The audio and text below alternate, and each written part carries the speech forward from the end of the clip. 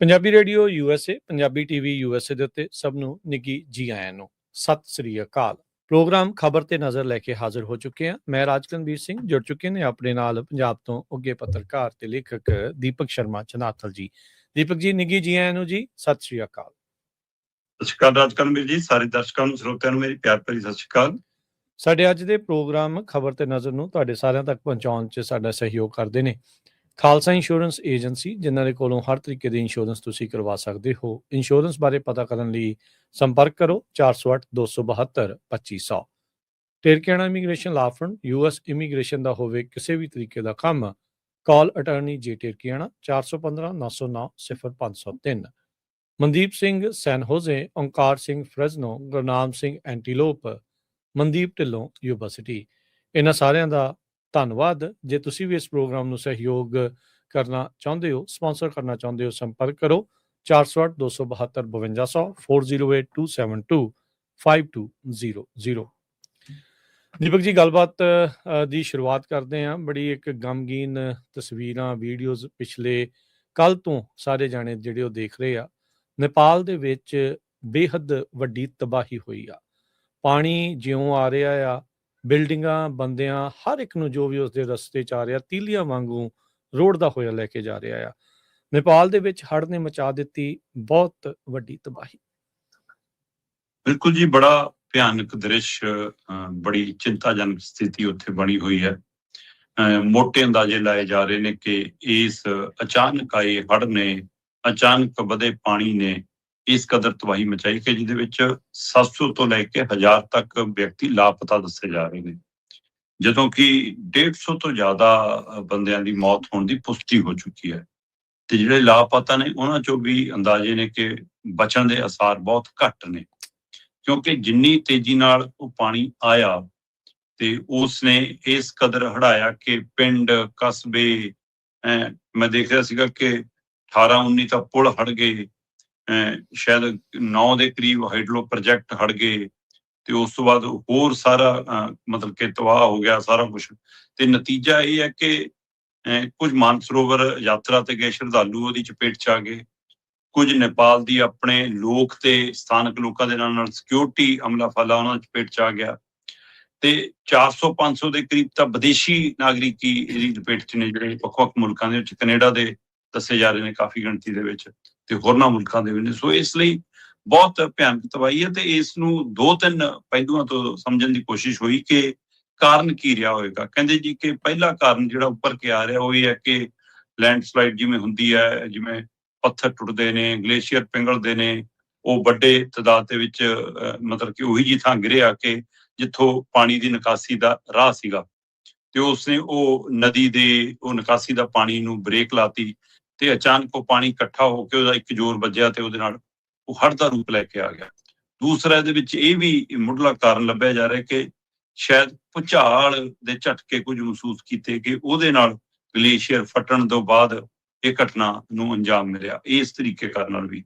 ਸੋ ਹੋਰ ਕਈ, ਕਿਉਂਕਿ 1-2 ਹੋਰ ਅਜਿਹੇ ਥਾਵਾਂ ਦੱਸੀਆਂ ਜਾ ਰਹੀਆਂ ਨੇ ਜਿੱਥੇ ਝੀਲ ਰੂਪ 'ਚ ਪਾਣੀ ਇਕੱਠਾ ਹੈ, ਤੇ ਅੰਦਾਜ਼ਾ ਹੈ ਕਿ ਇੱਕ ਅੱਧੀ ਵਾਰ ਹੋਰ ਅਜਿਹਾ ਪੱਲਾ ਵੀ ਬਚ ਸਕਦਾ। ਚੇਤੇ ਹੋਏਗਾ ਦਰਸ਼ਕਾਂ ਸਰੋਤਿਆਂ ਦੇ ਕਿ ਕਿਸੇ ਸਮੇਂ ਕੇਦਾਰਨਾਥ ਦੇ ਵਿੱਚ ਅਜਿਹੀ ਤਰਾਸਦੀ ਆਪਾਂ ਦੇਖੀ ਸੀਗੀ, ਜਿਹੜੀ ਹੁਣ ਇੱਥੇ ਦੇਖਣ ਨੂੰ ਮਿਲ ਰਹੀ ਆ। ਸੋ ਬਿਹਾਰ, ਉੱਤਰ ਪ੍ਰਦੇਸ਼ ਦੇ 8 ਜ਼ਿਲ੍ਹਿਆਂ 'ਚ ਵੀ ਹਾਈ ਅਲਰਟ ਕਰ ਦਿੱਤਾ ਗਿਆ, ਤੇ ਇਸੇ ਤਰ੍ਹਾਂ ਮਤਲਬ ਕਿ ਮਾਨਸਰੋਵਰ ਵਾਲੇ ਜਿਹੜੇ ਯਾਤਰੂ ਆ ਉਹਨਾਂ ਨੂੰ ਤੁਰੰਤ ਰੋਕ ਦਿੱਤਾ ਗਿਆ ਕਿ ਕੋਈ ਉੱਧਰ ਨੂੰ ਨਾ ਜਾਵੇ, ਤੇ ਨੇਪਾਲ ਦੇ ਪਿੰਡ, ਕਸਬੇ ਸਾਰੇ ਹੜਨ ਤੋਂ ਬਾਅਦ ਹੋਰਨਾਂ ਆਲੇ ਦੁਆਲੇ ਦੇ ਕਈ ਕਿਲੋਮੀਟਰ ਦੇ ਪਿੰਡਾਂ ਨੂੰ ਕਹਿ ਦਿੱਤਾ ਗਿਆ ਵੀ ਕਿ ਤੁਸੀਂ ਇਸ ਤੋਂ ਪਰੇ ਚਲੇ ਜਾਓ। ਸੋ ਅਜੇ ਵੀ ਖਤਰਾ ਟਲਿਆ ਨਹੀਂ ਹੈ, ਤੇ ਪਰ ਤੁਰੰਤ ਬਚਾਅ ਕਾਰਜਾਂ 'ਚ ਬੇਸ਼ੱਕ ਜੁਟੇ ਨੇ। ਇੱਕ ਹੁੰਦਾ ਹੈ ਕਿ ਕੋਈ ਤੁਹਾਨੂੰ ਪਹਿਲਾਂ ਤੋਂ ਇਤਲਾਹ ਹੋਵੇ, ਪਾਣੀ ਵਧਣ ਦਾ ਪੱਧਰ ਹੋਵੇ, ਤੇਜ਼ ਮੀਂਹ ਦਾ ਅਲਰਟ ਹੋਵੇ, ਫਿਰ ਪ੍ਰਬੰਧ ਉਹੋ ਜਿਹੇ ਹੁੰਦੇ ਨੇ। ਅਜਿਹਾ ਕੁਛ ਨਹੀਂ ਸੀ, ਨਾ ਕੋਈ ਮੀਂਹ ਦੇ ਸ਼ੰਕੇ ਸੀਗੇ, ਨਾ ਨਦੀਆਂ 'ਚ ਕੋਈ ਪਾਣੀ ਉਫਾਨ ਤੇ ਸੀਗਾ। ਅਚਨਚੇਤ ਜਿਹੜੀ ਘਟਨਾ ਵਾਪਰੀ ਆ ਉਹਨੇ ਸੰਭਲਣ ਦਾ ਵੀ ਮੌਕਾ ਨਹੀਂ ਦਿੱਤਾ। ਸੋ ਬਹੁਤ ਭਿਆਨਕ ਮੰਜ਼ਰ ਹੈ, ਜਿਹਨੂੰ ਮੈਨੂੰ ਲੱਗਦਾ ਕਿ ਆਪਾਂ ਅਜੇ ਇੰਝ ਸ਼ਬਦਾਂ 'ਚ ਬਿਆਨ ਨਹੀਂ ਕਰ ਪਾ ਰਹੇ। ਜੀ ਦੀਪਕ ਜੀ, ਇੱਕ ਚੀਜ਼ ਜਿਹੜੀ ਉਹ ਦੱਸਿਓ ਵੀ ਆਪਾਂ ਜਿਸ ਥਾਂ ਦੇ ਉੱਤੇ ਪੰਜਾਬ ਦੇ ਵਿੱਚ ਸਾਰੇ ਜਾਣੇ ਉੱਥੇ ਬੈਠੇ ਆ, ਉਹ ਭਾਖੜਾ ਦੇ ਇੱਕ ਹਿਸਾਬ ਦੇ ਨਾਲ ਹੇਠਾਂ ਆ। ਭਾਖੜਾ ਇੱਕ ਬਹੁਤ ਹੀ ਪੁਰਾਣਾ ਜਿਹੜਾ ਉਹ ਡੈਮ ਆ। ਜਦੋਂ ਇੱਦਾਂ ਦੀਆਂ ਦੁਰਘਟਨਾਵਾਂ ਸਾਹਮਣੇ ਆਉਂਦੀਆਂ ਆ, ਕੁਦਰਤ ਦੇ ਮੋਹਰੇ ਤਾਂ ਜ਼ੋਰ ਕਿਸੇ ਦਾ ਵੀ ਜਿਹੜਾ ਉਹ ਨਹੀਂ ਚੱਲਦਾ।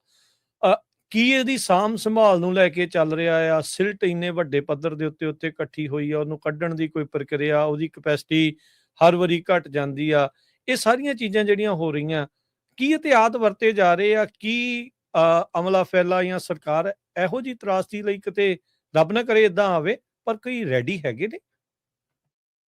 ਦੇਖੋ, ਪਿਛਲੀ ਵਾਰ ਇੱਕ ਗੇਟ ਟੁੱਟ ਗਿਆ ਸੀ, ਫਲੱਡ ਗੇਟ।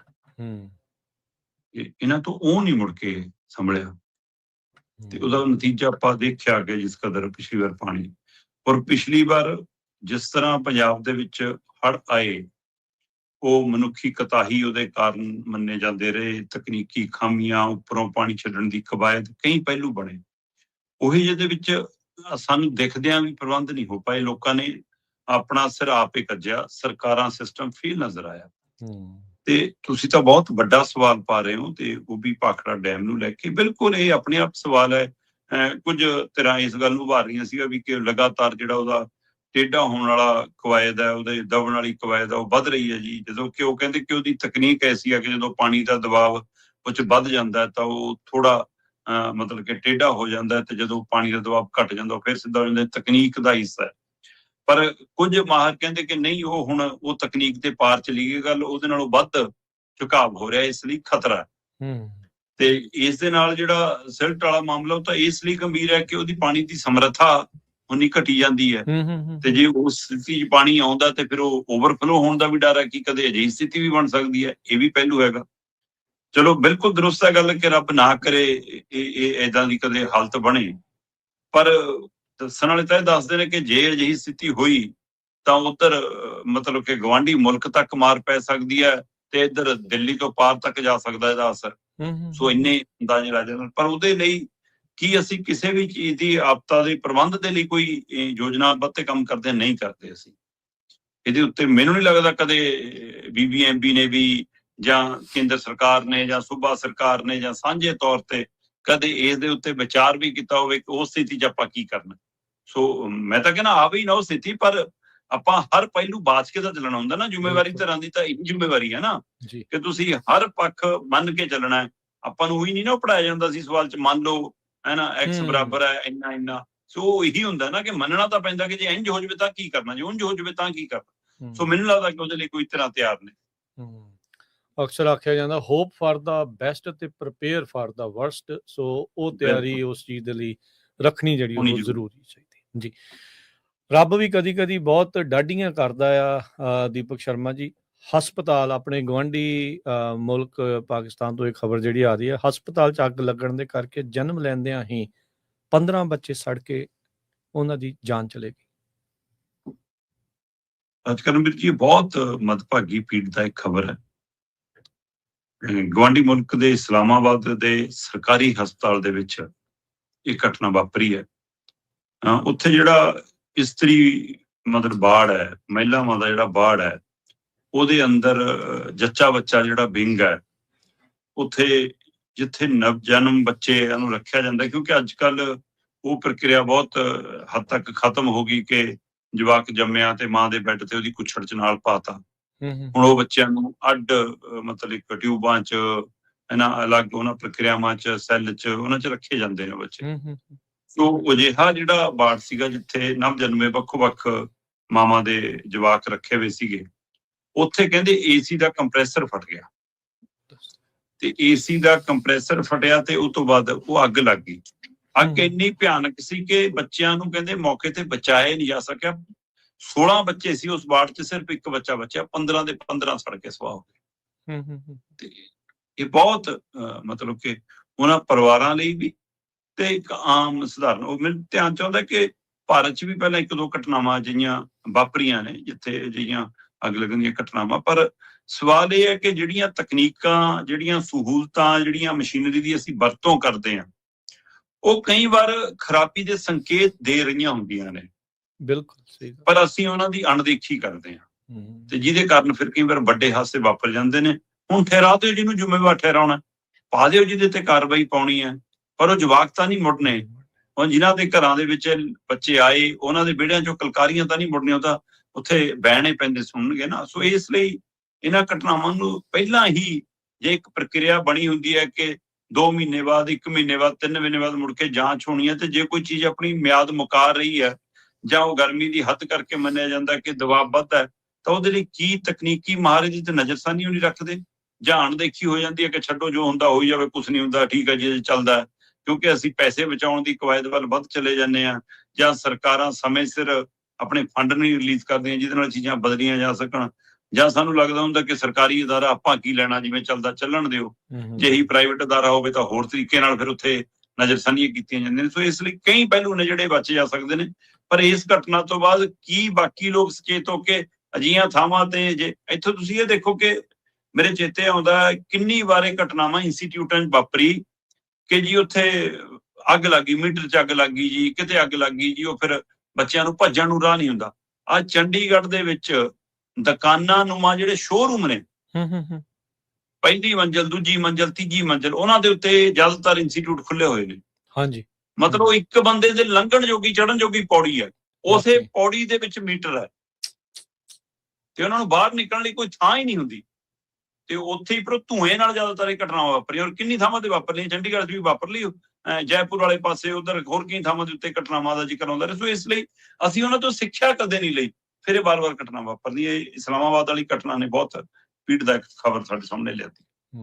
ਜੀ ਬਿਲਕੁਲ, ਇਹ ਬਹੁਤ ਮੰਦਭਾਗੀ ਜਿਹੜੀ ਇਹ ਗੱਲ ਹੈ। ਬਿਲਕੁਲ ਦੀਪਕ ਜੀ, ਇਹ ਗੱਲ ਤੁਹਾਡੀ ਬਿਲਕੁਲ ਸਹੀ ਆ ਵੀ ਉਹ ਇੱਕ ਤਾਂ ਸੇਫਟੀ ਦਾ ਕੋਈ ਮੈਨੂੰ ਲੱਗਦਾ ਕੰਸਰਨ ਹੀ ਨਹੀਂ, ਉਹ ਅੰਦਰ ਹੀ ਸਾਰਾ ਕੁਝ ਲੱਗਾ, ਇਹ ਨਹੀਂ ਵੀ ਉਹਨੂੰ ਆਈਸੋਲੇਟ ਕਰਕੇ ਇਹੋ ਜਿਹੀਆਂ ਚੀਜ਼ਾਂ ਨੂੰ ਬਾਹਰ ਰੱਖਿਆ ਜਾਵੇ, ਵੀ ਕੋਈ ਪ੍ਰਕਿਰਿਆ ਤਾਂ ਜਿਹੜੀ ਇਸ ਚੀਜ਼ ਦੇ ਵਿੱਚ ਹੋਵੇ, ਵੀ ਮੰਨ ਲਓ ਫਾਲਟ ਵੀ ਪਵੇ, ਕੁਛ ਹੋਵੇ, ਵੀ ਇਹ ਤਾਂ ਸਾਰੀਆਂ ਚੀਜ਼ਾਂ ਜਿਹੜੀਆਂ ਉਹ ਬਚਣ, ਸਾਰਾ ਕੁਝ ਇੱਕੋ ਥਾਂ ਬਦਲਵਾਂ ਨਿਕਲਣ ਦਾ ਐਮਰਜੈਂਸੀ ਕੋਈ ਰਾਹ ਵੀ ਨਹੀਂਗਾ, ਕੋਈ ਰਾਹ ਨਹੀਂ, ਕੋਈ ਰਾਹ। ਬਿਲਕੁਲ, ਫਿਰ ਇਹੋ ਜਿਹੀਆਂ ਥਾਵਾਂ ਤੇ ਮਨਜ਼ੂਰੀ ਕਿਉਂ ਮਿਲਦੀ ਹੈ? ਜੇ ਸਕੂਲ ਦੇ ਲਈ ਨਿਯਮ ਨੇ ਕਿ ਜੀ ਇੰਨਾ ਏਰੀਆ ਚਾਹੀਦਾ, ਇੰਨਾ ਗਰਾਊਂਡ ਚਾਹੀਦਾ, ਇੰਨਾ ਖੁੱਲੀਆਂ ਖਿੜਕੀਆਂ ਚਾਹੀਦੀਆਂ, ਆਹ ਚਾਹੀਦੀਆਂ, ਤੇ ਆਹ ਪ੍ਰਾਈਵੇਟ ਹੱਟੀਆਂ ਦੁਕਾਨਾਂ ਲਈ ਕੋਈ ਨਿਯਮ ਨਹੀਂ। ਕੋਈ ਬਿਲਕੁਲ, ਜੇਬਾਂ ਭਰੀ ਜਾਓ, ਜੇਬਾਂ ਗਰਮ ਕਰੀ ਜਾਓ, ਸਭ ਕੁਝ ਪਾਸ ਹੀ ਪਾਸ ਆ ਜੀ। ਜੀ ਅਗਲੀਆਂ ਜਿਹੜੀਆਂ ਕੋਈ ਸਿਆਸਤ ਨੂੰ ਲੈ ਕੇ ਗੱਲਾਂ ਆਪਾਂ ਦੀਪਕ ਜੀ ਕਰਦੇ ਹਾਂ, ਆਪ ਦੇ ਪਰਦੇ ਆਪਣਿਆਂ ਨਹੀਂ ਫਰੋਲੇ, ਗਵਾਂਢਾਂ ਨੂੰ ਦੱਸਿਆ ਭ੍ਰਿਸ਼ਟਾਚਾਰ ਦਾ ਅੱਡਾ। ਦੇਖੋ, ਗਮਾਂਡਾ ਬਾਰੇ ਚਰਚਾ ਤਾਂ ਸਮੇਂ-ਸਮੇਂ ਚੱਲਦੀ ਰਹਿੰਦੀ ਹੈ, ਪਰ ਜਿਹੜਾ ਆਪਣਿਆਂ ਨੇ ਹੀ ਆਪ ਦੇ ਪਰਦੇ ਫਰੋਲੇ, ਸਵਾਲ ਇਸ ਲਈ ਵਾਜਬ ਬਣਦਾ ਹੈ ਕਿ ਲੰਘੇ ਦਿਨਾਂ ਤੋਂ ਚਰਚਾ ਚੱਲ ਰਹੀ ਹੈ 5 ਕਰੋੜੀ ਮਾਮਲੇ ਦੀ, ਕਿ ਜੀ ਉਹ ਲਓ ਜੀ, ਡਾਕਟਰ ਗੁਰਪ੍ਰੀਤ ਕੌਰ ਨੇ ਜੀ 5 ਕਰੋੜ ਮੰਗ ਲਏ ਜੀ, ਉਹ ਪਟੀਸ਼ਨ ਪੈ ਗਈ ਜੀ, ਉਹ ਜੱਜ ਸਾਹਿਬ ਨੇ ਜੀ ਇਹਦੀ ਜਾਂਚ ਦੀ ਇਨਕੁਆਇਰੀ ਦੀ ਹਦਾਇਤ ਦੇਤੀ ਜੀ, ਇੱਕ ਤਰੀਕੇ ਨਾਲ ਆਪਣਾ ਫੈਸਲਾ ਨੁਮਾ ਸੁਣਾਉਂਦੇ ਉਹਨਾਂ ਨੇ ਕਿਹਾ ਵੀ ਕਿ ਕਰਕੇ ਦਿਓ ਮੈਨੂੰ ਜਾਂਚ, ਕਿ ਨਾ ਜਿਹੜਾ ਬੋਲ ਰਿਹਾ ਕਿੰਨਾ ਕਪੜਾ ਹੈ ਨਹੀਂ ਹੈ। ਦੂਸਰਾ ਮਾਮਲਾ ਆ ਗਿਆ ਜੀ ਕਿ ਈਡੀ ਨੇ ਜੀ ਪ੍ਰੈਸ ਨੋਟ 'ਚ ਨਾ ਆ ਗਿਆ ਜੀ, ਈਡੀ ਨੇ ਜੀ ਡੀਜੀਪੀ ਨੂੰ ਲਿਖਤਾ ਜੀ, OST ਦਾ ਮਾਮਲਾ ਆ ਗਿਆ। ਇਹਦਾ ਮਤਲਬ ਸੀਐਮ ਸਾਹਿਬ ਦੇ ਦਫ਼ਤਰ ਤੋਂ ਲੈ ਕੇ ਸੀਐਮ ਸਾਹਿਬ ਦੇ ਘਰ ਤੱਕ ਭ੍ਰਿਸ਼ਟਾਚਾਰ ਦੇ ਸਵਾਲ ਉੱਠ ਖੜੇ ਹੋਏ। ਪਰ ਇਹਨਾਂ ਦੋਵਾਂ ਸਵਾਲਾਂ ਤੁਸੀਂ ਕਹੋ ਜੀ ਇਹ ਤਾਂ ਬਾਹਰਲੇ ਨੇ, ਇਹ ਤਾਂ ਜੀ ਕੇਂਦਰੀ ਏਜੰਸੀਆਂ ਨੇ, ਉਹ ਤੰਗ ਕਰਦੀਆਂ ਨੇ ਜੀ, ਇਹ ਤਾਂ ਕਿਸੇ ਨੇ ਪਟੀਸ਼ਨ ਪਾਈ ਹੈ ਜੀ, ਉਹਦੇ ਰਾਹੀਂ ਗੱਲ ਤੁਰੀ ਹੈ ਜੀ, ਇਸ ਲਈ ਤਾਂ ਸਾਨੂੰ ਬਦਨਾਮ ਕਰਦੇ ਨੇ। ਭਾਈ ਤੁਸੀਂ ਇੱਥੇ ਕਹਿ ਕੇ ਬਚ ਸਕਦੇ ਹੋ ਇਹ ਗੱਲ, ਪਰ ਜੇ ਤੁਹਾਡਾ ਆਪਣਾ ਮੈਂਬਰ ਪਾਰਲੀਮੈਂਟ, ਔਰ ਉਹ ਵੀ ਉਹ ਜਿਹੜਾ ਮੁੱਖ ਮੰਤਰੀ ਭਗਵੰਤ ਮਾਨ ਜੀ ਦਾ ਖਾਸ ਮੰਨਿਆ ਜਾਂਦਾ ਹੋਵੇ, ਔਰ ਉਹਦੀ ਆਪਣੀ ਦਿੱਖ, ਆਪਣੀ ਇਮੇਜ ਬਹੁਤ ਸਾਫ਼ ਹੋਵੇ। ਮੈਂ ਗੱਲ ਕਰ ਰਿਹਾ ਸ਼੍ਰੀ ਅਨੰਦਪੁਰ ਸਾਹਿਬ ਹਲਕੇ ਤੋਂ ਆਮ ਆਦਮੀ ਪਾਰਟੀ ਦੇ MP ਮਾਲਵਿੰਦਰ ਸਿੰਘ ਕੰਗ ਦੀ। ਮਾਲਵਿੰਦਰ ਸਿੰਘ ਕੰਗ ਕੱਲੇ MP ਨਹੀਂ ਹੈਗੇ ਆਮ ਆਦਮੀ ਪਾਰਟੀ ਦੇ, ਇਹਨਾਂ ਦੇ ਸੰਕਟ ਮੋਚਕ ਵੀ ਨੇ।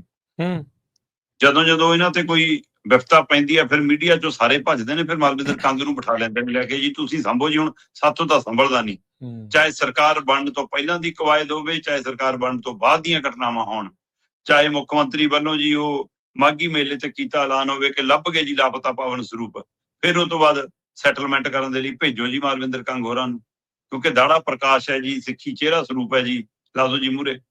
ਅੱਛਾ ਜੀ, ਲਓ ਜੀ ਆਹ ਹੁਣ ਜਿਹੜਾ ਬੇਅਦਬੀ ਰੋਕੂ ਐਕਟ ਲਿਆਂਦਾ ਉਹਦੇ ਮਾਮਲੇ ਚ ਉਲਝ ਗਏ, ਚਲੋ ਜੀ ਮਾਲਵਿੰਦਰ ਕੰਗ ਜੀ ਹੋ ਜਾਓ ਮੂਹਰੇ। ਫਿਰ ਉਹ ਜਿਹੇ ਟਾਈਮ ਤੇ ਇਹਨਾਂ ਨੂੰ ਸੰਕਟ ਮੋਚਕ ਵਜੋਂ ਵੀ ਵਰਤਦੇ ਆ।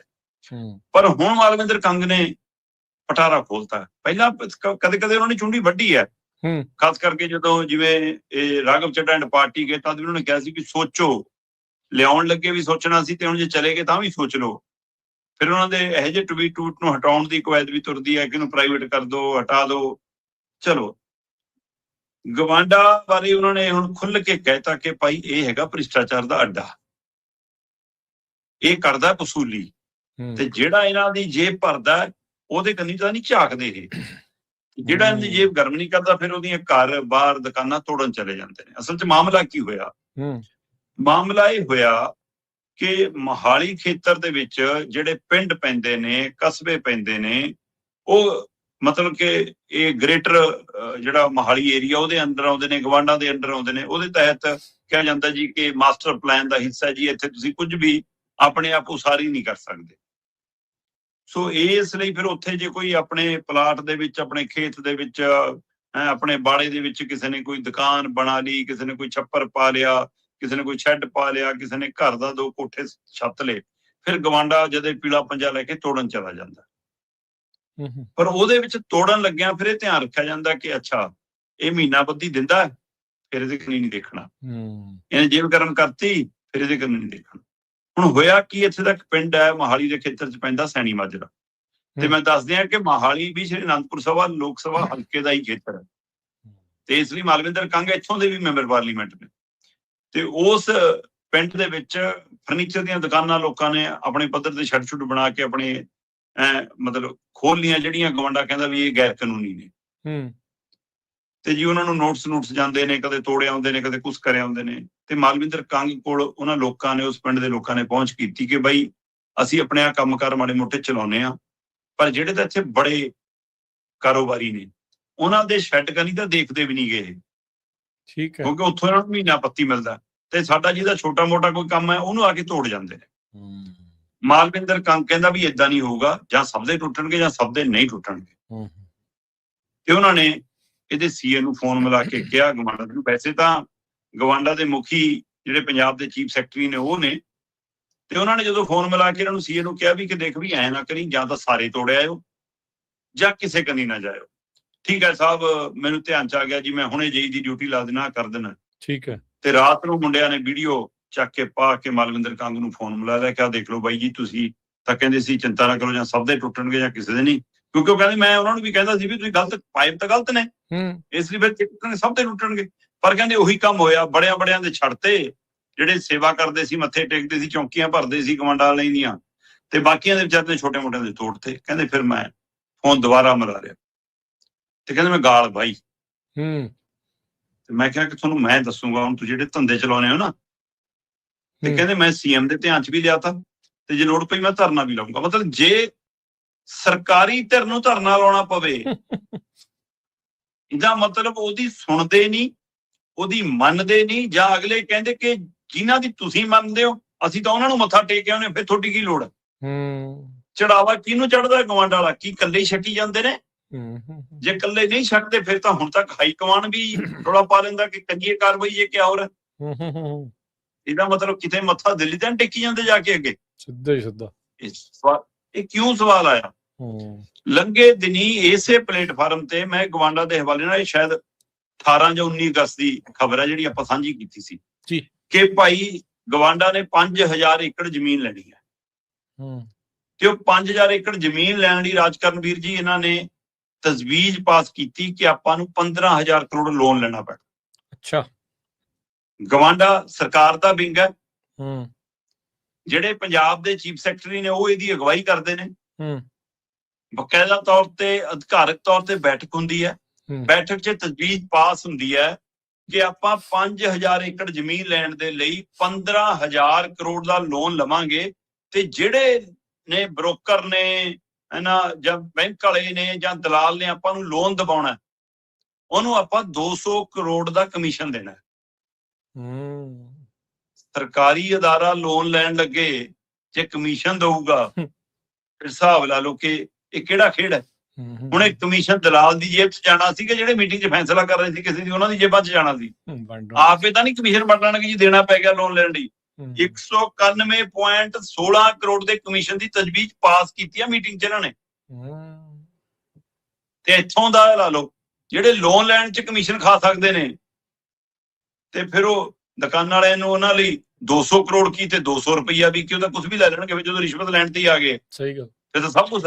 ਸੋ ਇਸ ਲਈ ਇਹ ਬੜਾ ਕੱਪੜੇ ਦਾ ਅੱਡਾ ਹੈ, ਪ੍ਰੋਪਰਟੀ ਡੀਲਰ ਦਾ ਧੰਦਾ ਕਰਦੇ ਨੇ, ਵਿਕਾਸ ਦਾ ਧੰਦਾ ਨਹੀਂ ਕਰਦੇ। ਤੇ ਇਸ ਮਸਲੇ ਦੇ ਉੱਤੇ ਹੁਣ ਕਹਿ ਦਿੱਤਾ ਮਾਲਵਿੰਦਰ ਕੰਗ ਨੇ ਕਿ ਜੇ ਲੋੜ ਪਈ ਧਰਨਾ ਸ਼ਾਇਦ ਅੱਜ ਉਹ ਰੁਕ ਜਾਣ ਕਿ ਅੱਜ ਮੁਲਾਜ਼ਮਾਂ ਦੀ ਹੜਤਾਲ ਉਤਰਾ ਹੋ ਸਕਦਾ, ਕੱਲ ਨੂੰ ਕੋਈ ਐਕਸ਼ਨ ਲੈ ਲੈਣ ਜਾਂ ਉਹ ਤੋਂ ਪਹਿਲਾਂ ਮੁੱਖ ਮੰਤਰੀ ਸਾਹਿਬ ਮੂੰਹ ਖੋਲਦਾ। ਵੈਸੇ ਮੁੱਖ ਮੰਤਰੀ ਸਾਹਿਬ ਤਾਂ OSD ਵਾਲੇ ਮਾਮਲੇ ਤੇ ਵੀ ਚੁੱਪ ਨੇ, ਮੁੱਖ ਮੰਤਰੀ ਸਾਹਿਬ ਤਾਂ ਆਪਣੀ ਪਤਨੀ ਵਾਲੇ 5 ਕਰੋੜੀ ਮਾਮਲੇ ਤੇ ਵੀ ਚੁੱਪ ਨੇ, ਤੇ ਹੋ ਸਕਦਾ ਮੁੱਖ ਮੰਤਰੀ ਸਾਹਿਬ ਕਮਾਂਡ ਵਾਲੇ ਮਾਮਲੇ ਤੇ ਵੀ ਚੁੱਪ ਬੱਟ ਜਾਣ। ਵਿਪਾਸਨਾ ਤਾਂ ਨਹੀਂ ਚਲੇ ਗਏ? ਨਹੀਂ, ਚੁਟਕਲੇ ਸੁਣਾਉਣ ਜਾਂਦੇ ਨੇ, ਸੱਥਾਂ ਲਾਉਣ ਜਾਂਦੇ ਨੇ, ਤੀਆਂ ਚ ਗਿੱਧਾ ਪਾਉਣ ਜਾਂਦੇ ਨੇ, ਸਾਰਾ ਕੁਝ ਕਰ ਲੈਂਦੇ ਨੇ। ਬਾਕੀ ਅੱਛਾ, ਜਿਹੜਾ ਮੇਨ ਕੰਮ ਉਹੀ ਨਹੀਂ ਕਰਦੇ। ਹਾਂ, ਠੀਕ ਹੈ ਜੀ। ਅਗਲੀ ਆਪਾਂ ਗੱਲ ਕਰੀਏ ਦੀਪਕ ਜੀ, ਸੁਖਬੀਰ ਦੇ ਨਿਸ਼ਾਨੇ ਦੇ ਉੱਤੇ ਕਿਉਂ ਆ ਗਏ ਅੰਮ੍ਰਿਤਪਾਲ ਸਿੰਘ ਦੀ ਧਿਰ? ਦੇਖੋ, ਸੁਖਬੀਰ ਸਿੰਘ ਬਾਦਲ ਨੇ ਕਿਸੇ ਸਮੇਂ ਪੰਜਾਬ ਦੇ ਵਿੱਚ ਜ਼ੋਰ ਫੜਿਆ ਚੋਣ ਪ੍ਰਕਿਰਿਆ ਦੇ ਲਈ ਰੈਲੀਆਂ ਦਾ, ਤੇ ਉਹਦੇ ਰਾਹੀਂ ਚਰਚਾ ਜੀ ਧੁਰ ਪੀ ਕੇ ਅਕਾਲੀ ਦਲ ਦੀ ਥੋੜੀ ਜਿਹੀ ਗੱਲ ਬਣ ਰਹੀ ਆ ਭਾਈ, ਲੈ ਵੀ ਲੋਕ ਰੈਲੀਆਂ ਚ ਆਉਣ ਲੱਗ ਗਏ, ਸੁਖਬੀਰ ਦੀ ਗੱਲ ਸੁਣਨ ਲੱਗ ਪਏ। ਉਹ ਤੋਂ ਬਾਅਦ ਇੱਕਦਮ ਫੇਰ ਉਹ ਗ੍ਰਾਫ ਥੱਲੇ ਚਲਾ ਗਿਆ, ਜਿਵੇਂ ਤੀਰ ਉੱਪਰ ਨੂੰ ਗਿਆ, ਜਿੰਨੀ ਤੇਜ਼ੀ ਨਾਲ ਉਨੀ ਤੇਜ਼ੀ ਨਾਲ ਥੱਲੇ ਜਿਹਨੂੰ ਆ ਗਿਆ। ਫਿਰ ਆਹ ਘਟਨਾ ਵਾਪਰ ਗਈ ਲੰਘੇ ਦਿਨੀ, ਜਿਹੜੀ ਜਦੋਂ ਮਤਲਬ ਕਿ ਉੱਥੇ ਮਹਾਰਾਸ਼ਟਰ ਗਏ ਹਨਾ, ਤਖ਼ਤ ਸ੍ਰੀ ਹਜ਼ੂਰ ਸਾਹਿਬ, ਉੱਥੇ ਜੋ ਘਟਨਾ ਵਾਪਰੀ, ਉਹ ਤੋਂ ਬਾਅਦ ਫੇਰ 15-20 ਦਿਨਾਂ ਲਈ ਸੀਨ ਤੋਂ ਪਰੇ ਹੋ ਗਏ। ਪਰ ਉਹਨਾਂ ਦਿਨਾਂ ਚ ਹਰਸਿਮਰਤ ਨੇ ਕਾਫੀ ਮੋਰਚਾ ਸਾਂਭਿਆ, ਤੇ ਉਹ ਸਾਂਭੇ ਹੋਏ ਮੋਰਚੇ ਦੇ ਵਿੱਚ ਬੀਬੀ ਹਰਸਿਮਰਤ ਕੌਰ ਬਾਦਲ ਨੇ ਵੀ ਇਹ ਗੱਲ ਨੂੰ ਉਭਾਰਿਆ ਕਿ ਲੈ ਵੀ ਸਾਡੀ ਗੱਲ ਬਣ ਰਹੀ ਆ, ਗੱਠਜੋੜ ਹੋ ਰਿਹਾ। ਵਿਕਰਮ ਮਜੀਠੀਆ ਵੀ ਉਹਦੀ ਪੈਰਵੀ ਕਰਨ ਲੱਗ ਪਏ, ਸੁਖਬੀਰ ਬਾਦਲ ਮਿਲ ਕੇ ਆਏ ਸੀ ਨਰਿੰਦਰ ਮੋਦੀ ਨੂੰ। ਇਹ ਜਦੋਂ ਮੁੱਢਲੀ ਲੀਡਰਸ਼ਿਪ ਇਸ ਗੱਲ ਤੇ ਆਈ ਤਾਂ ਲੱਗਿਆ ਕਿ ਲੈ ਵੀ ਗੱਲ ਬਣ ਰਹੀ ਹੈ।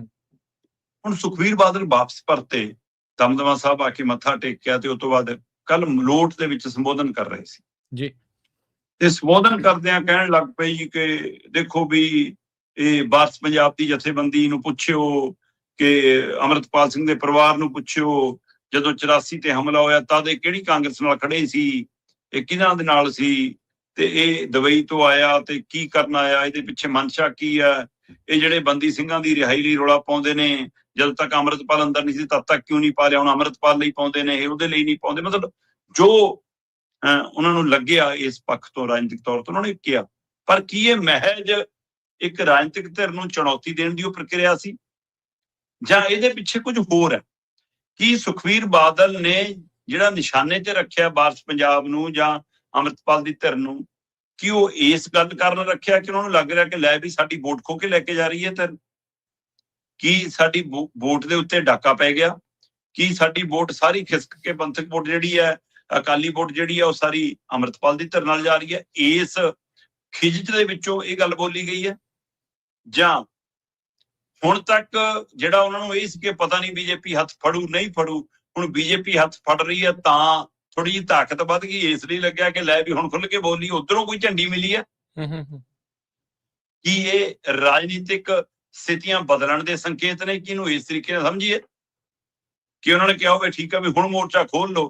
ਕਿਉਂਕਿ ਪਹਿਲਾਂ ਇਹ ਵੀ ਮੰਨਿਆ ਜਾਂਦਾ ਸੀ ਕਿ ਬੀਜੇਪੀ ਜੇ ਇਕੱਲਿਆਂ ਲੜਦੀ ਹੈ ਤਾਂ ਜਿੰਨੀਆਂ ਪੰਥਕ ਧਿਰਾਂ ਅੱਡੋ-ਅੱਡ ਲੜਦੀਆਂ ਨੇ ਤੇ ਉਹਨਿਆਂ ਦਾ ਬੀਜੇਪੀ ਨੂੰ ਫਾਇਦਾ ਹੁੰਦਾ ਕਿ ਜੇ ਸਿੱਖ ਵੋਟ ਇੱਕ ਪਾਸੇ ਵੰਡੀ ਜਾਵੇ ਤੇ ਦੂਜੀ ਸ਼ਾਇਦ ਸ਼ਹਿਰੀ ਵੋਟ, ਵਪਾਰੀ ਵੋਟ, ਹਿੰਦੂ ਵੋਟ ਨਾਲ ਸਾਡੀ ਗੱਲ ਬਣ ਜਾਵੇ। ਸੋ ਇਹ ਜਿਹੜਾ ਬੀਜੇਪੀ ਦਾ ਪੈਂਤੜਾ ਸੀ, ਹੁਣ ਬੀਜੇਪੀ ਨੂੰ ਲੱਗਦਾ ਜੇ ਸੁਖਬੀਰ ਬਾਦਲ ਨਾਲ ਗੱਠਜੋੜ ਕਰਨਾ ਹੈ, ਪੁਨਰ ਸਰਜੀਤ ਨਾਲ ਗੱਠਜੋੜ ਕਰਨਾ ਹੈ, ਤਾਂ ਫਿਰ ਸਿੱਖ ਵੋਟ ਚਾਹੀਦੀ ਹੈ। ਤੇ ਕੀ ਏਦਾਂ ਸਿੱਖ ਵੋਟ ਵਾਪਸ ਆ ਜੂਗੀ ਸੁਖਬੀਰ ਬਾਦਲ ਕੋਲੇ ਬੋਲਣ ਨਾਲ? ਇਹ ਹੁਣ ਸੁਖਬੀਰ ਬਾਦਲ ਜਾਣਨ ਜਾਂ ਬੀਜੇਪੀ ਜਾਣੇ, ਪਰ ਮੰਨਿਆ ਜਾ ਰਿਹਾ ਕਿ ਹੁਣ ਇਹ ਗੱਠਜੋੜ ਦੇ ਬਹੁਤ ਨੇੜੇ ਚਲੇ ਗਏ ਨੇ, ਸਥਿਤੀਆਂ ਬਹੁਤ ਸਪਸ਼ਟ ਹੋ ਗਈਆਂ ਨੇ, ਸੀਟ ਵੰਡ ਦੀ ਪ੍ਰਕਿਰਿਆ ਤੇ ਗੱਲ ਆ ਗਈ ਆ, ਤੇ ਕਦੇ ਵੀ ਇਹਦਾ ਐਲਾਨ ਸੰਭਵ ਹੈ ਚੋਣਾਂ ਤੋਂ ਪਹਿਲਾਂ ਲੜਨਗੇ ਜ਼ਰੂਰ, ਕਿਉਂਕਿ ਬੀਜੇਪੀ ਵੱਲੋਂ ਹਾਈ ਕਮਾਂਡ ਵੱਲੋਂ ਪੰਜਾਬ ਭਾਜਪਾਈਆਂ ਨੂੰ ਸੁਨੇਹਾ ਦੇ ਦਿੱਤਾ ਗਿਆ ਹੁਣ ਤੁਸੀਂ ਗੱਠਜੋੜ ਤੇ ਕੁਝ ਨਹੀਂ ਕਹਿਣਾ, ਅਕਾਲੀ ਦਲ ਬਾਰੇ ਕੁਝ ਨਹੀਂ ਕਹਿਣਾ। ਪਹਿਲਾਂ ਜਿੰਨੀ ਹਾਈਪ ਬਣਾਉਣੀ ਸੀ ਬਣਾ ਲਈ, ਸ਼ਾਇਦ ਕਿ 117 ਪੇ ਲੜेंगे, ਕੱਲਿਆਂ ਲੜेंगे, ਸਭ ਪੇ ਲੜेंगे। ਹੁਣ ਮੈਨੂੰ ਲੱਗਦਾ ਉਹ ਸੌਦੇ ਦਾ ਰਾਹ ਖੁੱਲ ਗਿਆ। ਸੋ ਇਹ ਉਸ ਸੌਦਾ ਪਟਣ ਲੱਗਿਆ, ਫਿਰ ਸੁਖਬੀਰ ਬਾਦਲ ਦੀ ਆਵਾਜ਼ ਉੱਚੀ ਹੋ ਗਈ, ਸੁਰ ਬਦਲ ਗਿਆ, ਤਰੀਕਾ ਬਦਲ ਗਿਆ। ਕੀ ਉਹਦੇ ਵਿੱਚੋਂ ਹੈ ਜਾਂ ਇਸ ਖਿੱਚ ਦੇ ਵਿੱਚੋਂ ਹੈ ਕਿ ਬੀਜੇਪੀ ਕੋਲ ਤਾਂ ਹੋ ਸਕਦਾ ਆਪਣਾ ਵੋਟ ਬੈਂਕ ਕੋਈ ਕਰ ਲਵੇ, ਸ਼ਹਿਰੀ ਸ਼ੂਰੀ ਇਕੱਠਾ ਹੋ, ਪਰ ਸਾਡੇ ਕੋਲ ਸਾਡਾ ਵੋਟ ਬੈਂਕ ਬਚੂਗਾ ਕਿ ਨਹੀਂ ਬਚੂਗਾ? ਤੇ ਡੇਰਾ ਸਿਰਸਾ ਵਾਲੀ ਵੋਟ ਵੀ ਪਤਾ ਨਹੀਂ ਸਾਨੂੰ ਪਾਊਗੀ ਕਿ ਨਹੀਂ ਪਾਊਗੀ, ਬੀਜੇਪੀ ਨੂੰ ਤਾਂ ਨਹੀਂ ਪੱਕੀ ਪੈ ਜਾਵੇ, ਕਿਉਂਕਿ ਫਿਰ ਉਹ ਲੋਹ ਦੇਈ ਜਾਂਦੇ ਨੇ ਬਾਰ-ਬਾਰ, ਤੇ ਹੋ ਸਕਦਾ ਇਹਨਾਂ ਦੀਆਂ ਸੀਟਾਂ ਵੀ ਕੁਝ ਬੀਜੇਪੀ ਉਧਰੋਂ ਲੈ ਜਾਵੇ। ਇਸ ਲਈ ਖਿੱਚ ਚੋਂ ਹੈ ਜਾਂ ਇੱਕ ਰਾਜਨੀਤਿਕ ਦਾ ਪੇਚ ਨੀਤੀ ਚੋਂ ਹੈ, ਇਹ ਆਉਂਦਾ ਸਮਾਂ ਸਪਸ਼ਟ ਕਰੂਗਾ। ਆਉਂਦੇ ਦਿਨਾਂ 'ਚ ਸੁਖਬੀਰ ਬਾਦਲ ਕਿਵੇਂ ਅੱਗੇ ਇਸ ਮਸਲਿਆਂ ਤੇ ਗੱਲ ਰੱਖਦੇ ਨੇ, ਉਹ ਦੇਖਦੇ ਹਾਂ। ਦੀਪਕ ਜੀ, ਆਈ ਨੋ ਤੁਸੀਂ ਪਹਿਲਾਂ ਵੀ ਇਸ ਦੇ ਉੱਤੇ ਗੱਲ ਕੀਤੀ, ਪਰ ਸਾਰੇ ਜਾਣੇ ਸਮਝਣ ਦੀ ਕੋਸ਼ਿਸ਼ ਕਰਦੇ ਵੀ ਇਹ ਗੱਠਜੋੜ ਕਿਹੜੇ ਆਧਾਰ ਦੇ ਉੱਤੇ ਹੋਣ ਜਾ ਰਿਹਾ, ਇਹਨਾਂ ਦੇ ਕੋਲ ਭਾਜਪਾ ਨੂੰ ਦੇਣ ਲਈ ਕੀ ਆ, ਭਾਜਪਾ ਦੇ ਇਹਨਾਂ ਦੇ ਕੋਲੋਂ ਕੀ ਜਿਹੜਾ ਉਹ ਚਾਹੁੰਦੀ ਹੈ, ਕਿ ਜਿਸ ਆਧਾਰ ਦੇ ਉੱਤੇ ਇਹਨਾਂ ਦਾ ਆਪਸੀ ਗੱਠਜੋੜ ਜਿਹੜਾ ਉਹ ਹੋਊਗਾ ਦੇਖੋ, ਜਿਹੜਾ ਹੋਣ ਜਾ ਰਿਹਾ ਹੈ? ਬੀਜੇਪੀ ਇੱਕ ਗੱਲ ਸਮਝ ਨਹੀਂ ਪਾ ਰਹੀ ਕਿ ਪੰਜਾਬ 'ਚ ਸਾਡੇ ਪੈਰ ਕਿਉਂ ਨਹੀਂ ਲੱਗ ਰਹੇ। ਹੂੰ। ਇੱਕ ਪਾਸੇ ਤਾਂ ਬੀਜੇਪੀ ਇਹ ਅੰਕੜੇ ਚੱਕੀ ਫਿਰਦੀ ਹੈ ਕਿ ਪੰਜਾਬ ਦੇ ਵਿੱਚ 32-33% ਤੋਂ ਵੱਧ ਹਿੰਦੂ ਭਾਈਚਾਰਾ ਹੈ। ਹੂੰ। ਉਹ ਇਹ ਵੀ ਚੱਕੀ ਫਿਰਦੀ ਹੈ ਕਿ 30-32% ਇੱਥੇ SC-BC ਭਾਈਚਾਰਾ ਹੈ। ਹੂੰ। ਤੇ ਅਸੀਂ ਇਹਨਾਂ ਦੇ ਲਈ ਸਾਰੀਆਂ ਮਤਲਬ ਦਾਅਵੇ 'ਚ ਵਰਤਦੇ ਆ, ਧਰਮ ਵਾਲਾ ਪੱਤਾ ਵੀ, ਯੋਜਨਾ ਵਾਲਾ ਪੱਤਾ ਵੀ, ਐਲਾਨ ਵਾਲਾ ਪੱਤਾ ਵੀ, ਮਤਲਬ ਕਿ ਇਹ ਕਿਉਂ ਨਹੀਂ ਪ੍ਰਭਾਵਿਤ ਹੁੰਦੇ। ਫਿਰ ਇਹ ਜਚਾਉਣ ਲਈ ਬੀਜੇਪੀ ਲਗਾਤਾਰ ਲੱਗੀ ਪਈ ਹੈ ਕਿ ਅਸਲੀ ਸਿੱਖ ਹਿਤੈਸ਼ੀ ਤਾਂ ਅਸੀਂ ਹਾਂ। ਹੂੰ। ਅਸੀਂ ਸਿੱਖਾਂ ਨੂੰ ਪਿਆਰ ਕਰਦੇ ਹਾਂ। ਮੋਦੀ ਜੀ ਤਾਂ ਬਸ ਡੁੱਲ ਪੈਂਦੇ ਨੇ, ਉਹਦੇ ਬਾਵਜੂਦ ਸਿੱਖ ਭਾਈਚਾਰਾ ਵੀ ਸਾਡੇ ਕਨੀ ਮੂੰਹ ਨਹੀਂ ਕਰਦਾ। ਇਹ ਉਹਨਾਂ ਨੂੰ ਸਮਝ ਨਹੀਂ ਆ ਰਿਹਾ ਕਿ ਇਹ ਕਾਰਨ ਕੀ ਹੈ। ਨਾ ਪੰਜਾਬ ਦਾ ਦਲਿਤ ਉਵੇਂ ਖੁੱਲ ਕੇ ਜਾ ਰਿਹਾ ਨਾਲ, ਨਾ ਪੰਜਾਬ ਦਾ ਹਿੰਦੂ ਉਵੇਂ ਖੁੱਲ ਕੇ ਨਾਲ ਜਾ ਰਿਹਾ, ਸਿੱਖ ਭਾਈਚਾਰਾ ਵੀ ਨਹੀਂ ਜਾ ਰਿਹਾ। ਤੇ ਕਰੀਏ ਤਾਂ ਕੀ ਕਰੀਏ। ਉਹਦੇ ਵਿੱਚ ਉਹਨਾਂ ਨੂੰ ਲੱਗਦਾ ਕਿ ਚੱਲ ਫਿਰ ਇਕੱਠ ਬਾਠੇ ਕਰ ਲਈਏ। ਫਿਰ ਆ ਜਿਹੜੇ ਕੱਚੇ ਪੱਕੇ ਜੇ ਸਰਵੇ ਤੁਰੇ ਫਿਰਦੇ ਨੇ ਉਹ ਦਿਖਾ ਰਹੇ ਨੇ ਜੀ ਬੀਜੇਪੀ ਦੀ ਵੋਟ ਪਰਸੈਂਟ 11-12%, ਅਕਾਲੀਆਂ ਦੀ 10-11%, ਮਿਲਾ ਕੇ ਅਗਲੇ ਕਹਿੰਦੇ ਚੱਲ 20% ਤੋਂ ਉੱਪਰ ਬਣਦੀ ਆ, ਦੇਖ ਲਓ ਜੇ ਖੇਲ ਹੁੰਦਾ। ਸੋ ਇਸ ਲਈ ਆ ਇੱਕ ਦੂਏ ਦੀਆਂ ਵੋਟਾਂ ਹੀ ਦੇਖਦੇ ਨੇ, ਆਪਣੀ ਵੋਟ ਬੈਂਕ ਕਿਸੇ ਨੂੰ ਨਹੀਂ ਦਿਖ ਰਹੀ ਹੈ। ਸੋ ਉਹਦੇ ਵਿੱਚੋਂ ਇਹਨਾਂ ਨੂੰ ਲੱਗਦਾ ਕਿ ਮਿਲ ਕੇ ਲੜਾਂਗੇ ਸ਼ਾਇਦ ਲੋਕਾਂ ਦਾ ਯਕੀਨ ਬਹਾਲ ਹੋ ਜਾਵੇ। ਪਰ ਦੋਏ ਧਿਰਾਂ ਆਪਣਾ ਯਕੀਨ ਗਵਾ। ਤੁਸੀਂ ਇਹ ਦੇਖੋ ਕਿ ਜਦੋਂ ਜੰਤਰ ਮੰਤਰ ਤੇ ਕਾਂਗਰਸ ਜਨਤਾ ਪਾਰਟੀ ਜਾਂ ਜਨ ਜੀ ਇਹਨਾਂ ਨੇ ਧਰਨੇ ਪ੍ਰਦਰਸ਼ਨ ਕੀਤੇ, ਤਾਂ ਜਿਹੜਾ ਪੰਜਾਬ ਧਰਨਿਆਂ ਲਈ ਮੂਹਰੇ ਖੜ ਜਾਂਦਾ ਹੈ, ਅੰਦੋਲਨ ਲਈ ਮੂਹਰੇ ਖੜ ਜਾਂਦਾ ਹੈ, ਕਿਸੇ ਦੇ ਪੰਗੇ ਲਈ ਵੀ ਆਪਣੀ ਪੂੰਛ ਨੂੰ ਅੱਗ ਲਾ ਲੈਂਦਾ, ਉਹ ਪੰਜਾਬ ਗਿਆ ਨਹੀਂ ਉੱਥੇ। ਨਹੀਂ ਗਿਆ, ਸਹੀ ਗੱਲ। ਪਰ ਬੀਜੇਪੀ ਜਦੋਂ ਝੁਕੀ, ਬੀਜੇਪੀ ਦੀ ਜਦੋਂ ਇਹ ਰਾਜ-ਪਾਜ ਖੁੱਲੇ, ਤਾਂ ਉਹਦੀ ਨਾਰਾਜ਼ਗੀ ਪੰਜਾਬ 'ਚ ਜ਼ਰੂਰ ਦੇਖਣ ਨੂੰ ਮਿਲੀ ਬੀਜੇਪੀ ਪ੍ਰਤੀ। ਦੂਸਰਾ, ਬੀਜੇਪੀ ਦਾ ਆਪਣਾ ਜਿਹੜਾ ਪੱਕਾ ਕੈਡਰ ਕਹਿ ਸਕਦਾ ਮੈਂ, ਜਾਂ ਇਹਨਾਂ ਦੇ ਪੱਕੇ RSS ਦੇ ਜਿਹੜੇ ਵਰਕਰ ਹੈ ਉਹ ਕਹਿ ਸਕਦਾ ਮੈਂ, ਇਸ ਸਮੇਂ ਉਹ ਇਸ ਗੱਲੋਂ ਨਿਰਾਸ਼ ਨੇ ਕਿ ਜਿਨ੍ਹਾਂ ਦੇ ਖਿਲਾਫ ਅਸੀਂ ਪਿਛਲੇ 25-30 ਸਾਲਾਂ 'ਚ ਪੰਜਾਬ 'ਚ ਲੜਦੇ ਸੀ, ਉਹ ਤਾਂ ਸਾਰੇ ਸਿਰਾਂ ਤੇ ਬਿਠਾਤੇ ਲਿਆ ਕੇ ਸਾਡੇ, ਚਾਹੇ ਉਹ ਅਕਾਲੀਆਂ 'ਚੋਂ ਲਿਆਂਦੇ, ਚਾਹੇ ਕਾਂਗਰਸੀਆਂ ਤੋਂ ਲਿਆਂਦੇ, ਚਾਹੇ ਹੋਰ ਦਲਾਂ ਤੋਂ ਲਿਆਂਦੇ, ਉਹ ਸਾਰੇ ਤਾਂ ਹੁਣ ਅਹੁਦੇਦਾਰੀਆਂ 'ਚ ਬਿਠਾਤੇ। ਤੇ ਫਿਰ ਅਸੀਂ ਕੀ ਕਰਨਾ। ਇਸ ਲਈ ਇਹਨਾਂ ਦੇ ਅੰਦਰ ਵੀ ਇੱਕ ਨਾਰਾਜ਼ਾ ਤੇ ਨਿਰਾਸ਼ਤਾ ਹੈਗੀ ਆ। ਤੇ ਉਹ ਇੱਕ ਬਕਾਇਦਾ ਪੰਜਾਬ ਦੇ ਵਿੱਚ ਮਾਰਚ ਕੱਢਣ ਤੁਰਨ ਲੱਗੇ ਨੇ, ਮਤਲਬ ਕਿ ਇਹ ਲੋਕ। ਅੱਛਾ। ਸੋ ਉਹਨਾਂ ਨੇ ਇੱਕ ਗਰੁੱਪ ਬਣਾ ਲਿਆ ਆਪਣਾ। ਠੀਕ ਹੈ। ਉਹ ਕਹਿੰਦੇ ਵੀ ਅਸੀਂ, ਇਹ ਮੈਨੂੰ ਤਾਂ ਲੱਗਦਾ ਕਿ ਜਿਹੀ ਜੀ ਹਾਲਤ ਕਾਂਗਰਸ ਦੇ ਘਰ ਦੇ ਅੰਦਰ, ਉਹੀ ਜੀ ਹਾਲਤ ਪੰਜਾਬ 'ਚ ਬੀਜੇਪੀ ਦੇ ਅੰਦਰ ਹੈ। ਕਾਂਗਰਸ ਵਾਲੇ ਥੋੜਾ ਜਿਹਾ ਬੋਲ ਲੈਂਦੇ ਨੇ, ਅਜੇ ਬੋਲਦੇ ਨਹੀਂਗੇ, ਪਰ ਇਹ ਵੀ ਇਹਨਾਂ ਨੇ ਇਹ ਤਰੀਕੇ ਨਾਲ ਇੱਕ ਮੁਹਿੰਮ ਵੀ ਤੋਰਨ ਦੀ ਤਿਆਰੀ ਕਰ ਲਈ ਹੈ ਪੰਜਾਬ 'ਚ ਬੀਜੇਪੀ ਨੇ। ਇਹ ਵੀ ਚੁਣੌਤੀ ਹੈਗੀ ਇਹਨਾਂ ਦੀ। ਇਹ ਵੀ ਖਲਾਰਾ ਜਿਹੜਾ ਅੰਦਰ ਇਹ ਹੈਗਾ। ਨਾਲੇ ਮੈਨੂੰ ਲੱਗਦਾ ਇੱਕ ਹੋਰ ਵੀ ਵੱਡੀ ਗੱਲ ਹੈ, ਪਿੰਡਾਂ ਵਾਲਿਆਂ ਦੀ ਵੋਟ ਨੂੰ ਸਮਝ ਨਹੀਂ ਪਾ ਰਹੇ, ਚਾਹੇ ਉਹ ਹਿੰਦੂ ਭਾਈਚਾਰਾ ਆ, ਚਾਹੇ ਉਹ SC ਵਾਲਾ ਭਾਈਚਾਰਾ ਆ, ਉਹ ਉਹਨਾਂ ਦੇ ਜਜ਼ਬਾਤਾਂ ਨੂੰ ਜਾਂ ਉਹਨਾਂ ਦੀ ਸਮਝ ਨੂੰ ਜਿਹੜਾ ਉਹ ਸਮਝ ਨਹੀਂ ਪਾ ਰਹੇ। ਉੱਤੋਂ ਹੀ ਨੰਬਰ ਜਿਹੜਾ ਉਹ ਦੇਖੀ ਜਾਂਦੇ ਜੀ, 30% ਹੋ ਤੇ 30% ਹੋ ਵਾਲਾ ਜੀ। ਦੀਪਕ ਜੀ, ਜਾਂਦੇ ਗੱਲ ਕਰ ਲਈਏ ਮੁਲਾਜ਼ਮਾਂ ਦੀ ਹੜਤਾਲ ਦੀ। ਤੁਸੀਂ ਗੱਲ ਕੀਤੀ ਸੀ ਮਹਾ ਹੜਤਾਲ ਸ਼ੁਰੂ, ਕੀ ਖੁੱਲਾ ਰਹੇਗਾ ਤੇ ਕੀ ਰਹੇਗਾ ਬੰਦ? ਦੇਖੋ, ਅੱਜ ਕਰੀਬ 8 ਲੱਖ ਦੇ ਕਰੀਬ ਮੁਲਾਜ਼ਮ ਨੇ ਜਿਹੜੇ ਉਹਨਾਂ ਨੇ ਇਹ ਬੰਦ ਦੀ ਕਾਲ, ਜਿਹਦੇ ਵਿੱਚ 3 ਲੱਖ ਦੇ ਕਰੀਬ ਤਾਂ ਉਹ ਮੌਜੂਦਾ ਮੁਲਾਜ਼ਮ ਨੇ ਜਿਹੜੇ ਔਨ ਡਿਊਟੀ ਕੰਮ ਕਰਦੇ ਨੇ, ਤੇ 4 ਲੱਖ ਦੇ ਕਰੀਬ ਪੈਨਸ਼ਨਰ ਨੇ। ਸੋ ਇਹ ਮਿਲ ਕੇ ਵੱਡੀ ਤਾਕਤ ਬਣ ਜਾਂਦੀ। ਜਦੋਂ 7-8 ਲੱਖ ਬੰਦਾ ਪੰਜਾਬ 'ਚ ਹੜਤਾਲ ਕਰੇ, ਤੇ ਤੁਸੀਂ ਆਪ ਹੀ ਅੰਦਾਜ਼ਾ ਲਾ ਲਓ ਕਿ ਪੂਰਨ ਬੰਦ ਵਰਗੀ ਸਥਿਤੀ ਬਣ ਜਾਂਦੀ ਹੈ। ਔਰ ਜਦੋਂ ਸਾਰੇ ਸਰਕਾਰੀ ਅਦਾਰੇ ਸਮੂਹਕ ਤੌਰ ਤੇ ਬੰਦ ਹੋਣ, ਉਹ ਕਹਿੰਦੇ ਵੀ ਅਸੀਂ ਰੋਡਵੇਜ ਨਹੀਂ ਚੱਲਣ ਦੇਣੀ, ਅਸੀਂ ਸਰਕਾਰੀ ਹਸਪਤਾਲਾਂ 'ਚ OPD ਨਹੀਂ ਚੱਲਣ ਦੇਣੀ, ਅਸੀਂ ਸਕੂਲ ਨਹੀਂ ਚੱਲਣ ਦੇਣੇ। ਸਾਰੇ ਵਿਭਾਗ, ਚਾਹੇ ਤਹਿਸੀਲਦਾਰ ਨੇ, ਚਾਹੇ ਪਟਵਾਰਖਾਨੇ ਨੇ, ਚਾਹੇ ਕੋਰਟ ਕਚਹਿਰੀਆਂ ਨੇ, ਚਾਹੇ ਸਿਹਤ ਮਹਿਕਮਾ ਹੈ, ਚਾਹੇ ਸਿੱਖਿਆ ਮਹਿਕਮਾ ਹੈ, ਜੋ ਵੀ ਹੈ, ਚਾਹੇ ਸਰਕਾਰੀ ਬਾਬੂਆਂ ਦੀਆਂ ਗੱਡੀਆਂ ਨੇ, ਉਹ ਕਹਿੰਦੇ ਅੱਜ ਆਪਣੀਆਂ ਖਿੜਕੀਆਂ ਆਪ ਖੋਲਿਓ, ਆਪ ਡਰਾਈਵਿੰਗ ਸੀਟ ਤੇ ਬੈਠੇ ਹੋ, ਅਸੀਂ ਨਹੀਂ ਆਉਂਦੇ ਚਲਾਉਣ। ਚੋਣ ਕਮਿਸ਼ਨ ਨੂੰ ਵੀ ਲਿਖਤਾ ਕਿ SIR ਵਾਲੇ ਮੁਲਾਜ਼ਮ ਵੀ ਅੱਜ SIR ਵਾਲੇ ਕੰਮ 'ਚ ਨਹੀਂ ਆਉਣਗੇ, ਧਰਨੇ ਤੇ ਆਉਣਗੇ। ਸੋ ਲਗਭਗ 2 ਲੱਖ ਤੋਂ ਵੱਧ ਮੁਲਾਜ਼ਮਾਂ ਨੇ ਸਮੂਹਕ ਛੁੱਟੀ ਲਈ ਹੈ। ਸਮੂਹਕ ਛੁੱਟੀ ਭਰਤੀ ਕਿ ਅਸੀਂ ਅੱਜ ਛੁੱਟੀ ਤੇ ਆ ਭਾਈ, ਸਾਡੀ ਹੜਤਾਲ। ਹੁਣ ਜੇ ਸਾਰੇ ਸਰਕਾਰੀ ਵਿਭਾਗਾਂ 'ਚ ਕੰਮੇ ਨਹੀਂ ਹੋਣਾ, ਸਰਕਾਰੀ ਮੁਲਾਜ਼ਮਾਂ ਨੇ ਘਰੋਂ ਨਿਕਲ ਕੇ ਦਫ਼ਤਰਾਂ 'ਚ ਜਾਣਾ ਹੀ ਨਹੀਂਗਾ, ਨਿਕਲ ਕੇ ਸੜਕ ਤੇ ਹੀ ਬਹਿਣਾ ਹੈ, ਆਪਣੇ ਦਫ਼ਤਰ ਅਦਾਰੇ ਮੂਹਰੇ ਹੀ ਬਹਿਣਾ ਹੈ, ਤੇ ਫਿਰ ਲੋਕਾਂ ਨੇ ਕੰਮ ਕਰਾਉਣ ਵੀ ਨਹੀਂ ਨਿਕਲਣਾ, ਤਾਂ ਇੱਕ ਤਰ੍ਹਾਂ ਨਾਲ ਕਾਫੀ ਬੰਦ ਦਾ ਅਸਰ ਤਾਂ ਇਸ ਤਰੀਕੇ ਨਾਲ ਹੋ ਜਾਣਾ। ਪਰ ਲੋਕ ਮਨਾਂ 'ਚ ਜਿਹੜਾ ਖਦਸ਼ਾ ਸੀ ਕਿ ਕੀ ਲੰਘੇ ਦਿਨਾਂ ਤੋਂ ਜਿਵੇਂ ਬੰਦ ਦੀ ਕਾਲ ਹੁੰਦੀ ਹੈ ਕਿ ਬਾਜ਼ਾਰ ਬੰਦ, ਗਲੀਆਂ ਬੰਦ, ਸੜਕਾਂ ਬੰਦ, ਟ੍ਰੈਫਿਕ ਜਾਮ, ਕੀ ਉਹ ਸਥਿਤੀ ਹੋਊਗੀ? ਸੋ ਉਸ ਨੂੰ ਲੈ ਕੇ ਮੁਲਾਜ਼ਮਾਂ ਨੇ ਸਪਸ਼ਟ ਕੀਤਾ ਕਿ ਸਾਡੀ ਹੜਤਾਲ ਹੈ, ਬੰਦ ਨਹੀਂ। ਅਸੀਂ ਸਰਕਾਰੀ ਅਦਾਰੇ ਬੰਦ ਕੀਤੇ ਨੇ, ਆਪਣੇ ਦਫ਼ਤਰ ਬੰਦ ਕੀਤੇ ਨੇ, ਅਸੀਂ ਸਰਕਾਰੀ ਕੰਮਕਾਰ ਬੰਦ ਕੀਤਾ, ਅਸੀਂ ਪ੍ਰਾਈਵੇਟ ਤੇ ਸੜਕ ਜਾਮ ਨਹੀਂ ਕਰ ਰਹੇ। ਨਾ ਤਾਂ ਹਾਈਵੇ ਜਾਮ ਹੋਣਗੇ, ਨਾ ਰੇਲਵੇ ਜਾਮ ਹੋਊਗੀ, ਨਾ ਆਉਣ ਜਾਣ ਵਾਲਿਆਂ ਨੂੰ ਰੋਕਿਆ ਜਾਊਗਾ, ਨਾ ਪ੍ਰਾਈਵੇਟ ਸਕੂਲ ਬੰਦ ਨੇ, ਨਾ ਪ੍ਰਾਈਵੇਟ ਹਸਪਤਾਲ ਬੰਦ ਨੇ। ਇੱਥੋਂ ਤੱਕ ਕਿ ਸਰਕਾਰੀ ਹਸਪਤਾਲ ਦੀ ਐਮਰਜੈਂਸੀ ਸਰਵਿਸ ਤੇ ਐਂਬੂਲੈਂਸ ਸਰਵਿਸ ਉਹ ਬਹਾਲ ਹੈ। ਤੇ ਬੇਸ਼ੱਕ ਪਹਿਲਾਂ ਤੈਅ ਸੀਗਾ ਕਿ ਪ੍ਰਾਈਵੇਟ ਬੱਸਾਂ ਚੱਲਣਗੀਆਂ, ਸਰਕਾਰੀ ਬੱਸਾਂ ਨਹੀਂ ਚੱਲਣਗੀਆਂ, ਪਰ ਦੇਰ ਰਾਤ ਇਸ ਗੱਲ ਦੇ ਉੱਤੇ ਲਿਆਂਦਾ ਗਿਆ ਕਿ ਅਗਲੇ ਦਿਨ ਰੱਖੜੀ ਦਾ ਤਿਉਹਾਰ ਹੈ, ਧੀਆਂ ਭੈਣਾਂ ਨੇ ਆਪੋ ਆਪਣੇ ਪੇਕੀ ਸਹੁਰੀ ਜਾਣਾ ਹੁੰਦਾ ਹੈ, ਭੈਣ ਭਰਾਵਾਂ ਨੂੰ ਮਿਲਣ ਜਾਣਾ ਹੁੰਦਾ, ਕਿਸੇ ਨੇ ਉੱਧਰੋਂ ਆਉਣਾ, ਕਿਸੇ ਨੇ ਇੱਧਰੋਂ ਜਾਣਾ। ਇਸ ਲਈ ਇਹ ਬੱਸ ਸਰਵਿਸ ਅੱਜ ਦੇ ਦਿਨ ਸ਼ਾਇਦ ਇਹਦੇ ਤੇ ਸਹਿਮਤੀ ਬਣ ਗਈ ਹੈ, ਸ਼ਾਇਦ ਅੱਜ ਸਰਕਾਰੀ ਬੱਸ ਚੱਲਦੀ ਰਹੇ। ਬਾਕੀ ਸਾਰਾ ਕੁਝ ਰੂਪ ਚ ਬੰਦ ਹੋਊਗਾ, ਪਰ ਪ੍ਰਾਈਵੇਟ ਤੌਰ ਤੇ ਬਾਜ਼ਾਰ ਇਹੋ ਜਿਹਾ ਕੁਝ ਵੀ ਬੰਦ ਨਹੀਂ ਹੋਏਗਾ, ਉਹ ਸਾਰਾ ਖੁੱਲਾ ਰਹੇਗਾ। ਇਹ ਉਹੀ ਮੁਲਾਜ਼ਮ ਨੇ ਜਦੋਂ 77 ਚ ਇਹਨਾਂ ਦੀ ਸਰਕਾਰ ਆਉਂਦੀ ਫੁੱਲ ਸੁੱਟਦੇ ਸੀ, ਤੇ ਹੁਣ ਇਹ ਹੜਤਾਲਾਂ ਜਿਹੜੀਆਂ ਇਹਨਾਂ ਨੂੰ ਕਰਨੀਆਂ ਜਿਹੜੀਆਂ ਉਹ ਪੈ ਰਹੀਆਂ। ਸਮਾਂ ਏਦਾਂ ਬਦਲਦਾ ਜੀ, ਇੱਥੋਂ ਪਤਾ ਲੱਗਦਾ ਹੈ ਜੀ। ਤੇ ਸਬਕ ਆਊਗਾ ਇਹਨਾਂ ਨੂੰ ਵੀ ਕਿਸੇ ਵੀ ਪਾਰਟੀ ਦੀ ਸਰਕਾਰ ਲਈ ਇੰਨਾ ਉਤਸ਼ਾਹ ਜਿਹੜਾ ਅਗਲੀ ਵਾਰ ਤੋਂ ਇਹ ਦਿਖਾਉਣਗੇ। ਨਹੀਂ, ਹੁਣ ਇਹਨਾਂ ਨੂੰ ਤਾਂ ਕੀ ਸਬਕ ਆਊਗਾ? ਅਸਲੀ ਸਬਕ ਤਾਂ ਸਰਕਾਰ ਨੂੰ ਆ ਰਿਹਾ। ਜਿਹੜੇ ਕਹਿੰਦੇ ਸੀ ਕਿ ਇੱਥੋਂ ਪੈਸਾ ਅਸੀਂ ਇੰਨਾ ਬਚਾ ਲੈਣਾ, ਇੱਥੋਂ ਇੰਨਾ ਬਚਾ ਲੈਣਾ, ਉਹੀ ਹਿਸਾਬ ਤਾਂ ਮੁਲਾਜ਼ਮ ਲਾਉਂਦੇ ਸੀ ਨਾ ਕਿ ਲੈ ਵੀ ਬਚਾ ਕੇ ਸਾਨੂੰ ਹੀ ਦੇਣਾ, ਪਤਾ ਨਹੀਂ। ਉਹ ਹੁਣ ਲੱਗ ਗਿਆ ਪਤਾ ਕਿੰਨਾ ਬਚ ਰਿਹਾ ਨਾ। ਹੁਣ ਇੱਕ ਪਾਸੇ ਸਰਕਾਰ ਦੇ ਖੂਹ ਹੈ, ਦੂਏ ਪਾਸੇ ਖਾਈ ਹੈ। ਕਿੱਥੋਂ ਲਿਆਉਣ? 21,000 ਕਰੋੜ ਚਾਹੀਦਾ। ਤੇ ਇਸ ਲਈ ਜਦੋਂ ਤੁਹਾਡਾ ਕੰਮ ਹੀ ਪ੍ਰਾਪਰਟੀ ਡੀਲਰ ਦਾ ਹੋਵੇ, ਇੱਕ ਸੰਜੀਵ ਅਰੋੜਾ ਅੰਦਰ ਬੈਠਾ ਹੈ, ਲੈਂਡ ਪੋਲਿੰਗ ਵੀ ਵੇਚ ਦੋ, ਪਾਵਰਕੌਮ ਦੀਆਂ ਜ਼ਮੀਨਾਂ ਵੀ ਹਥਿਆ ਲਓ, ਸ਼ਾਮਲਾਟਾਂ ਵੀ ਹਥਿਆ ਲਓ, ਆਹ ਵੀ ਵੇਚ ਦੋ, ਉਹ ਵੀ ਵੇਚ ਦੋ। ਜਦੋਂ ਏਦਾਂ ਜ਼ਮੀਨਾਂ ਚੋਂ ਪੈਸੇ ਉਦਯੋਗਿਕ ਪਲਾਂਟਾਂ ਚੋਂ ਖੇਡ ਕਰ ਲਓ, ਇਹੋ ਜਿਹੇ ਜਦੋਂ ਕੋਸ਼ਿਸ਼ਾਂ ਕਰੋਗੇ, ਫਿਰ ਇਹੋ ਜਿਹੀਆਂ ਕੋਸ਼ਿਸ਼ਾਂ ਕਰਕੇ ਅਸੀਂ ਕੱਲ ਨੂੰ ਮੁਲਾਜ਼ਮਾਂ ਨੂੰ ਕੁਛ ਕਰਨ ਦੀ ਕੋਸ਼ਿਸ਼ ਕਰੋਗੇ, ਪੰਜਾਬ ਵੇਚ ਦਿਓ, ਫਿਰ ਤਾਂ ਪੈਸੇ ਪੂਰੇ ਹੁੰਦੇ ਨੇ। ਇੰਨਾ ਲੋਨ ਤਾਂ ਕਿਸੇ ਨੇ ਦੇਣਾ ਨਹੀਂ ਤੁਹਾਨੂੰ, ਤੇ ਜੇ ਲੋਨ ਲੈ ਵੀ ਜਾਓਗੇ ਤਾਂ ਉਹ ਚੜ੍ਹਨਾ ਕਿਹਦੇ ਸਿਰ ਤੇ ਆ? ਫਿਰ 2000 ਕਰੋੜ ਦਾ ਚੱਕਰ ਨੂੰ ਫਿਰਦੇ ਅੱਜ ਕੱਲ੍ਹ ਚ ਜੀ। ਇੰਨੇ ਕੁ ਛੋਟੇ ਮੋਟੇ 1000 ਕਰੋੜ ਦਾ ਤੇ ਮੈਨੂੰ ਲੱਗਦਾ ਖਬਰ ਵੀ ਨਹੀਂ ਆਉਂਦੀ ਅੱਜ ਕੱਲ੍ਹ, ਇਹ ਹਿਸਾਬ ਬਣ ਗਿਆ। ਬਿਲਕੁਲ ਦੀਪਕ ਜੀ, ਬਹੁਤ ਧੰਨਵਾਦ, ਬੜੀ ਮਿਹਰਬਾਨੀ ਇਹਨਾਂ ਖਬਰਾਂ ਬਾਰੇ ਵਿਸਥਾਰ ਚ ਜਾਣਕਾਰੀ ਦਿੱਤੀਆਂ। ਮਿਲਦੇ ਹਾਂ ਅਗਲੀ ਵਾਰੀ। ਸਤਿ ਸ਼੍ਰੀ ਅਕਾਲ। ਸਤਿ ਸ਼੍ਰੀ ਅਕਾਲ।